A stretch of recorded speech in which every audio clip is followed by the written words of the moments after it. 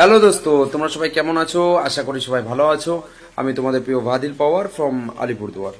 প্রতি বছরের ন্যায় এবছরও আমি এক খেলার সংবাদ নিয়ে এসেছি। আমাদের ওয়েস্ট বেঙ্গলের বুকে অনেক বড় বড় গ্র্যান্ড স্লাম হয়, তার মধ্যে থেকে অন্যতম টুর্নামেন্ট কালনার বুকে হতে চলেছে পূর্ব বর্ধমান ডিস্ট্রিক্টের রাজবাড়ী মহালয়া কাপ সিজন 2।